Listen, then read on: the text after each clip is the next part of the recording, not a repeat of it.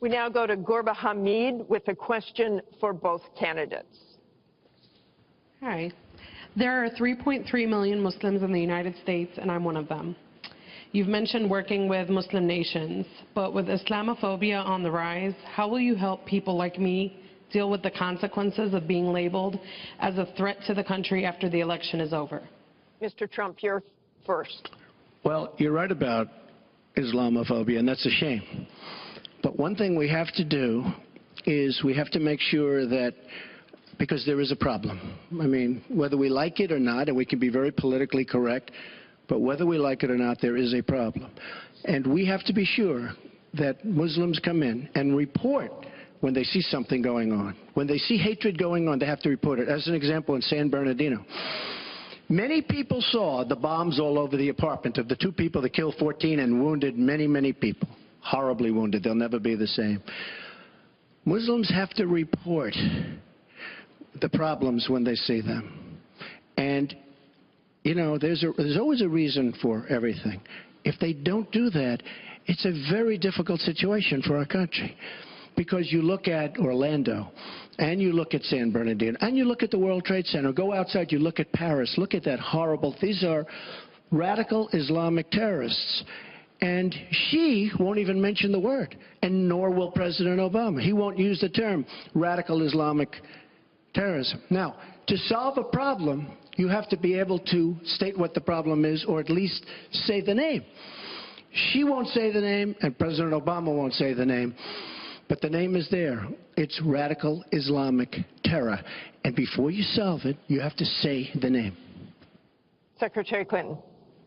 Well, thank you for asking your question, and I've heard this question from a lot of Muslim Americans across our country, because unfortunately there's been a lot of very divisive, dark things said about Muslims, and even someone like Captain Khan, the young man who sacrificed himself defending our country in the United States Army, has been subject to attack by Donald. I want to say just a couple of things. First, we've had Muslims in America since George Washington. And we've had many successful Muslims. We just lost a particularly well-known one with Muhammad Ali. My vision of America is an America where everyone has a place. If you're willing to work hard, you do your part, you contribute to the community. That's what America is. That's what we want America to be for our children and our grandchildren. It's also very short-sighted and even dangerous to be engaging in the kind of demagogic rhetoric that Donald has about Muslims. We need American Muslims to be part of our eyes and ears on our front lines. I've worked with a lot of different Muslim groups around America. I've met with a lot of them, and I've heard how important it is for them to feel that they are wanted and included and part of our country, part of our homeland security, and that's what I want to see. It's also important, I intend to defeat ISIS, to do so in a coalition with majority Muslim nations. Right now, a lot of those nations are hearing what Donald says and wondering, why should we cooperate with the Americans? And this is a gift to ISIS and the terrorists. Violent jihadist terrorists. We are not at war with Islam, and it is a mistake, and it plays into the hands of the terrorists to act as though we are. So I want a country where citizens like you and your family are just as welcome as anyone else. Thank you, Secretary Clinton. Mr. Trump, in December, you said this: Donald J. Trump is calling for a total and complete shutdown of Muslims entering the United States until our country's representatives can figure out what the hell is going on. We have no choice. We have no choice. Your running mate said this week that the Muslim ban is no longer your position. Is that correct? And if it is, was it a mistake to have a religious test? First of all, Captain Khan is an American hero. And if I were president at that time, he would be alive today, because unlike her, who voted for the war without knowing what she was doing, I would not have had our people in Iraq. Iraq was a disaster. So he would have been alive today. The Muslim ban is something that in some form has morphed into a extreme vetting from certain areas of the world. Hillary Clinton wants to allow And why did it morph into that? No, answer the question. Why don't you still interrupt believe her? You I interrupt do. me all the time. Why don't you interrupt her? Would you please explain whether or not the Muslim ban still stands? It's called extreme vetting. We are going to areas like Syria where they're coming in by the tens of thousands because of Barack Obama, and Hillary Clinton wants to allow a 550% increase over Obama. People are coming into our country like we have no idea who they are, where they're from, what their feelings about our country is, and she wants 550% more. This is going to be the great Trojan horse of all time. We have enough problems in this country. I believe in building safe zones. I believe in having other people pay for them. As an example, the Gulf states who are not carrying their weight, but they have nothing but money, and take care of people. But I don't want to have, with all the problems this country has and all of the problems that you see going on, hundreds of thousands of people coming in from Syria when we know nothing about them. We know nothing about their values, and we know nothing about their love for our country.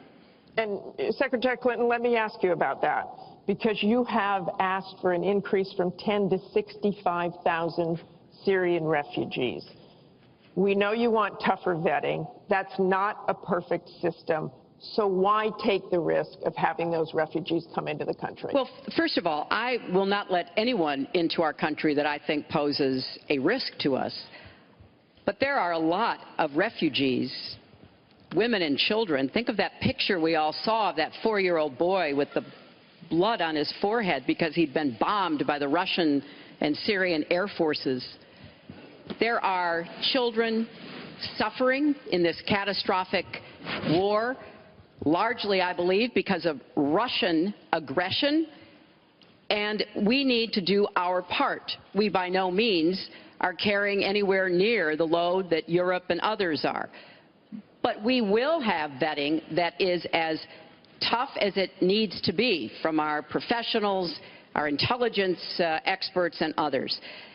But it is important for us as a policy, not to say, as Donald has said, we're going to ban people based on a religion. How do you do that? We are a country founded on religious freedom and liberty. How do we do what he has advocated without causing great distress within our own country? Are we going to have religious tests when people fly into our country? And how do we expect to be able to implement those? So I thought that what he said was extremely unwise and even dangerous. And indeed, you can look at the propaganda on a lot of the terrorist sites, and what Donald Trump says about Muslims is used to recruit fighters because they want to create a war between us. And the final thing I would say, this is the 10th or 12th time that he's denied being for the war in Iraq. We have it on tape. The entire press corps has looked at it. It's been debunked, but it never stops him from saying whatever he wants to say. Has not been debunked. So please has not been debunked. Go to HillaryClinton.com and you can see it. I was against the war in Iraq. Has not been debunked. And you voted for it, and you shouldn't have. Well, I just want to There's been lots of fact-checking on that. I'd like to move on to an online question. She just went about 25 seconds over her time. Could I just respond to this, please? Very quickly, please. Hillary Clinton, in terms of having people come into our country, we have many criminal illegal aliens. When we want to send them back to their country says we don't want them. In some cases, they're murderers, drug lords, drug problems, and they don't want them. And Hillary Clinton, when she was Secretary of State, said, that's okay, we can't force it into their country. Let me tell you, I'm going to force them right back into their country. They're murderers and some very bad people. And I will tell you very strongly, when Bernie Sanders said she had bad judgment, she has really bad judgment, because we are letting people into this country that are going to cause problems and crime like you've never seen. We're also letting drugs pour through our southern border at a record clip, and it shouldn't be allowed to happen. ICE just endorsed me. They've never endorsed a presidential candidate. The Border Patrol agents, 16,500, just recently endorsed me. And they endorsed me because I understand the border. She doesn't. She wants amnesty for everybody. Come right in, come right over. It's a horrible thing she's doing. She's got bad judgment, and honestly, so bad that she should never be president of the United States. That I can tell you. Thank you, Mr. Trump.